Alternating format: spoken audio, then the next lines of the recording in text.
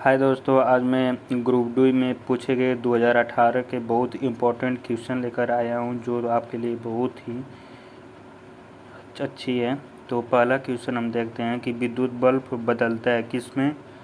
तो इसमें जो है विद्युत ऊर्जा को प्रकाश और ताप ऊर्जा में। हम बिना आप लोग का टाइम गवाए हुए इम्पोर्टेंट क्वेश्चन लेकर आए हैं। तो देखिए, फिर दूसरा क्या होता है, आवेश को किससे परिभाषित करते हैं। तो आवेश बराबर होता है बल गुणे समय, फोर्स इंटू टाइम होता है। और तीसरा क्वेश्चन है अंतर्राष्ट्रीय मात्रक पद्धति एसआई 7 मूलभूत राशियों में से 2 है, कौन सा है। तो द्रव्यमान और समय है।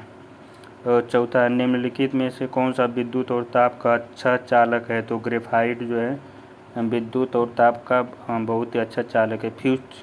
फ्यूज में प्रयुक्त तार होता है। तो इसका गलनांक काफ़ी कम होता है। और कम इसलिए होता है क्योंकि अगर वो गलनांक नहीं होगा ज़्यादा तो वहाँ के जो उपकरण है, लाइट आएगी तो वो जो है पूरी तरह से पास हो जाएगी, और जिससे हमारे घर में जितने भी उपकरण लगे हुए होते हैं वो बेकार हो जाएगी। तो इसलिए उसका गलनांक इतना कम होता है कि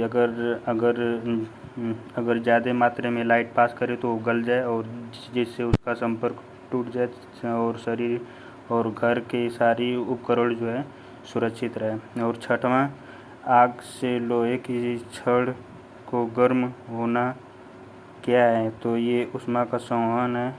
और सातवां क्वेश्चन है, निम्नलिखित में से कौन सा कथन असत्य है। देखिए दोस्तों, ये ग्रुप डी के हैं क्वेश्चन पूरा का पूरा, बहुत इम्पोर्टेंट है। और सातवां क्वेश्चन है, निम्नलिखित में कौन सा कथन असत्य है। तो गर्म पर ठोस में प्रसार होता है और ठंडा करने पर यह सिकुड़ता है। भिन्न भिन्न पदार्थों का क्वथनांक और गलनांक अलग अलग होता है।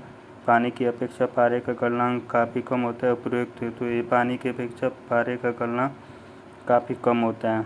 आठवां क्वेश्चन देखते हैं, आमतौर पर क्रीम सेपरेटर, ड्राई क्लीनर आदि में प्रयुक्त हल्की और भारी कणिकाओं को अलग करने के लिए किस बल का अनुप्रयोग किया जाता है। तो ये अभिकेंद्रीय बल का। निम्नलिखित में से विद्युत चुम्बकीय तरंग अथवा गैर यांत्रिक तरंग का उदाहरण है। तो वायु तरंग। हम आप लोग का टाइम बिना गवाए हुए डायरेक्ट इसका आंसर बताते।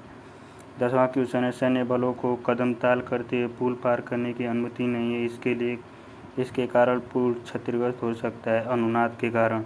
इलेक्ट्रॉन वोल्ट यूनिट होती है विभवांतर की। चमगादड़ अंधेरे में किसकी मदद से उड़ने के सक्षम होते हैं। तो अल्ट्रासोनिक वाले तरंग होती है। पृष्ठ तनाव का एसआई मात्रक क्या होता है, न्यूटन पर मीटर स्क्वायर होता है। त्वरण का एसआई मात्रक न्यूटन प्रति सेकेंड स्क्वायर होता है। और बादलों में विद्युत आवेश होता है, इसे प्रमाणित किया जैसे कौन किया था। तो बेंजामिन फ्रैंकलिन ने की थी। और हम 16वां क्वेश्चन पर आते हैं दोस्तों, जो इम्पोर्टेंट है, निम्नलिखित में किस प्रकार, ये बहुत इम्पोर्टेंट है दोस्तों, निम्नलिखित में किस प्रकार के लेंस का प्रयोग से मायोपिया दोष को सुधारा जा सकता है। तो ये अवतल लेंस है। इसमें क्या होता है दोस्तों कि जो हमारा लेंस है उसका जो गोलाकार जो है लंबा बड़ा हो जाता है, जिसके कारण ये हो जाता है।